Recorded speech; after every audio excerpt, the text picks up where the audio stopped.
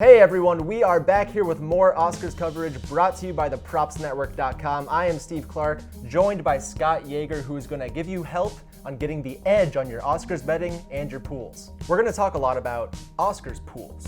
And so if you've never done an Oscars pool, can you just quickly explain what that is for someone who's like at an Oscars party? An Oscars pool is sort of, what I like to liken it to is the NCAA tournament brackets, right? Yeah. So you have people who are huge basketball fans who year round they might bet on Duke versus Syracuse or whatever, right? But everyone around March likes to get involved in the bracket conversation. And, the person you work with might be doing it even though they don't watch a lot of basketball. Right. Your grandma might be doing one. People might be picking them based on who their dog barks when they come on TV, all that good stuff, And the Oscars pools are similar. A lot of people get together and watch the Oscars together. A lot of people look at it as an excuse to connect a lot of people on an email chain. And what people do is they send out or they give out a ballot which has all the awards on them. Right. Now, we're spending a lot of time talking about the betting odds and stuff like that and what to take because it's an underdog or could make you more or less money. All that goes out the window with an Oscars pool. Everything's worth the same amount. Everything's worth 1 point. Right. So honestly, picking something that's less likely to happen doesn't score you extra points. So don't do it. This isn't the time to necessarily do stuff like that. You want to accumulate the most amount of points and you want to beat everybody else. So it also plays into making a perfect Oscars pool ballot is understanding what everyone else is going to do. Right. And they're probably doing what you're doing, which is Googling the odds and then putting in the presumptive favorite. Right.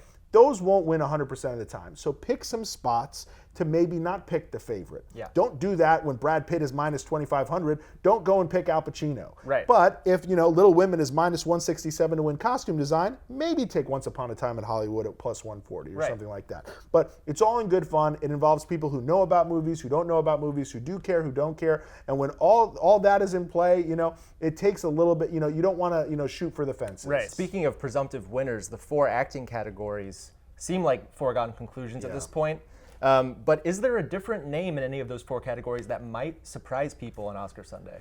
I really don't think so. And I think if like, for instance, like parlays were offered, I think a parlay on Joaquin Phoenix and Brad Pitt and Laura Dern and Renee Zellweger would be an interesting play. But at the odds you're getting, at a minimum, minus 2,500, it just makes no sense to take them. From the Oscars pool's point of views, I still think I would pencil in all 4 of them. I think the majority of the people in your pool are going to have them as well. Right. So you don't want to differ and lose a point there for no reason because you got cute. Right. If for some reason you're feeling funky, say you've got some extra bar mitzvah money you're just waiting to get rid of or something like that, and you want to throw a quick 50 on some long odds, I would say that in Best Supporting Actress, Laura Dern, although she's a beloved actress, has been around for a long time, and this seems to be the year to anoint her and finally get her that acting win, not just for her role in Marriage Story, which she's nominated for, but she had a great performance in Little Women as well. I do think if you don't go with her, kind of old faithful there, you go with a younger actress, maybe Margot Robbie, or you go with Florence Pugh. They're somewhere hovering around the plus 1,200 or plus 1,000. So I think that's where you go if she's not winning. The only other category I could see a potential upset in, and again, it's not likely, minus 2,500. We're talking really disclaimer, long odds don't here. necessarily take these. This is not, don't say, watch the video. Scott Yager said, don't bet on Renee Zellweger. No, and actually, I would say don't bet on Renee Zellweger because the odds are so long. It's not worth it. But I will say among these films that they're nominated for, you have 3 huge, beloved movies in Marriage Story, Once Upon a Time in Hollywood, Joker with 11 nominations. Judy is this movie that nobody really liked, and everyone comes out of it and says, wow, Renee Zellweger was great, but I really didn't like the movie. And that could over time just wear on her, being penciled in. And people might say, I just haven't watched or thought of the movie enough. And maybe a Scarlett Johansson sneaks in at 10 to 1, or maybe even, to be honest with you, when you look at Best Actress, maybe a Charlize Theron, or Charlize Theron, I should say. I for years I called her Charlize Theron, and then I found out when she did Bill Simmons' podcast, it's actually Theron, which is probably what I called her for the first 5 years before I thought I was smart. Yeah. So a plus 3,300, huge long shot, but she actually did become Megyn Kelly. I think, as far as like a visual performance and how, we create, becoming someone that we know so well. The one knock on that is, do people want to necessarily vote for that character, that person, that movie? I think has gotten in the way there. So she's possible. Saoirse Ronan, always possible with Little Women. In a weird way, none of them stand out to me as the presumptive sort of heir apparent. If it doesn't end up being Judy's performance played by Renee Zellweger, it just feels like the movie that's the least beloved. Yes. So, but that being said, all these are locks. take these They're four pretty actors. much locks. Yeah. If in your pool, definitely go with the favorites. No Don't need to get cute. Because I'll tell you what, if any of the things I said just happen, no one in your pool picked it. Right. You know what I mean? So you're fine. It's you're like not losing any. Yeah, points. exactly. If Florence Pugh wins, you're not going to hear from the back of the room, yes, from from your cousin Patty. It's not happening. Exactly. So you'll all equally be astounded, and nobody will reap the benefits. Right. So if we were filling out an Oscar pool right now, a pool, not necessarily betting with all these odds, a pool. What would your picks look like right now before the DGAs, before the BAFTAs? Who would you take for these major categories? So again, we go back to those acting categories. I'm penciling in those four favorites. Of course. Brad, Renee, Laura Dern, and Mr. Joaquin Phoenix. Penciling those in right there. Penciling in a couple of the other huge favorites as well. So animated film, probably going to pencil in Toy Story 4. Right. But again, when I talk about some of these long odds favorites that I like, I'm not so sure it's the massive favorite that everyone thinks, Toy Story 4. Okay. It didn't win at the Golden Globes, albeit all it takes is, whining and dining 85 people and you can steal that award. Right. And The Missing Link did, and they did a lot of campaigning. They sent out a lot of swag. They stole that award, and it's, I don't want to say steal, but they won that award. It's possible they double up and win it again here as well. So there's another movie, I Lost My Body at 10-1, that I think if Toy Story wasn't going to win, at 10-1, you're getting for I Lost My Body, 12-1 for Missing Link. Interesting plays. All that being said, I'm talking a pool, talking the ballot, I'm putting down Toy Story 4. Right. Similarly, checking off a couple of other locks. Roger Deakins for Best Cinematography for 1917. Yep. That's a lock. I also believe Parasite for Best Foreign Film, lock. That's the biggest lock of the whole award show. I possibly. agree. So documentary features is another one of these things where if you're, you want to, so you're saying there's a chance kind of a play.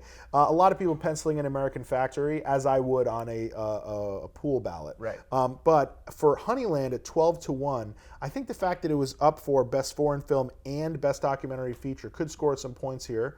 Shot in the Dark, I think it has a chance. It's not even the second favorite. For Sama at plus 500, I guess has a chance as well. But I think Honeyland with that double nomination is interesting. Albeit for a ballot, though, and for a pool, I'm penciling in American Factory. You want to stay. Those are those locks, I think, that we have.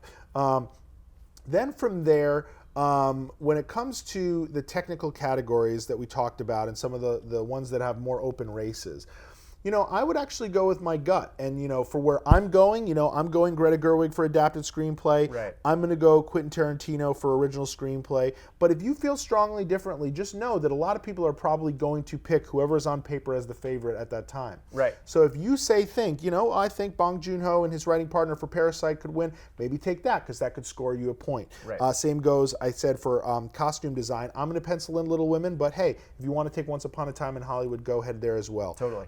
For the big ones that are up in the air, as we talked about, director and for Best Picture, right now I'm going to put all my eggs in the Parasite basket, and I'm going to go Bong and Parasite. That's fun. So, talking about upsets here, have there been any big money-making upsets in recent history that you can think of, that you can kind of reference to make it seem like, okay, if a movie's plus 400, it still does have a chance to win? Yes, and off the top of my head, I can't, we talked about those acting categories. I can't remember ever a minus 2,500 person losing.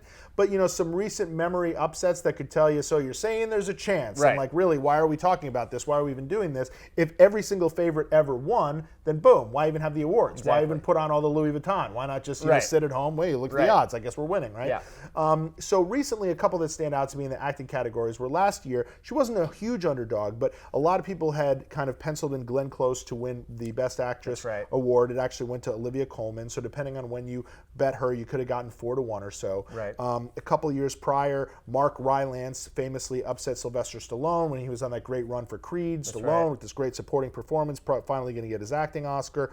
Mark Rylance won. I believe his odds were around 4 or 5-1 as well, something like that. And even in Best Picture, very recently when La La Land was the presumptive favorite, even so much so that the person who read the award tried to give it to La La Land. It went to Moonlight, who was 5-1. Wow. So even in Best Picture, something that by the end of it feels like we have all the evidence in the world and we know at least what's going to happen to a little bit of a closer race. 5-1 is pretty damn good odds for a Best Picture win. So it does happen, and it could happen this year in some of these categories. So you never know. You never know. You got a couple 5-1s out there that were favorites as recently as a couple months ago. So maybe Once Upon a Time in Hollywood. Another thing about Best Picture is this ballot that they do. It's a preferential ballot. So you're not just picking. You're basically you're kind of like almost ranking them. And what happens is sometimes a movie that isn't everyone's favorite or isn't everyone's least favorite, it doesn't matter. It's like, oh, well, you know what? You were everyone's second favorite. Right. And I think Parasite, the reason I love Parasite for that sort of narrative and voting structure, and similarly Once Upon a Time in Hollywood as well, but Parasite seems to be across the board at least respected. Yes. A lot of people love it. They're putting it number one, hammering it home. And as much as 1917 is also well respected, I think it's beginning to garner a little bit of a backlash where people are like, I liked it, but I didn't love it. Take it easy. Right. They might be moving it down because of it. Whereas Parasite, even if, say, Marriage Story was their favorite movie, Parasite's 2 or 3, you know? You know, for all that you could say about Once Upon a Time in Hollywood, there are aspects about that movie that might be too polarizing for a small sector of the voting body that put it last. You know what I mean? Yes. Stuff like that. So that should be said about that's the one category that does it that way. Thank you so much, Scott Yager, for joining us. I'm Steve Clark. On behalf of the PropsNetwork.com, thanks for watching. All these odds you saw today are brought to you by Draftkings Sportsbook. So if you want to bet and you live in New Jersey or a legal state that you can bet on DraftKings, check out DraftKings Sportsbook right now and bet on those Oscars odds. Thank you so much, Scott. Thanks, Steve. We'll see you next time.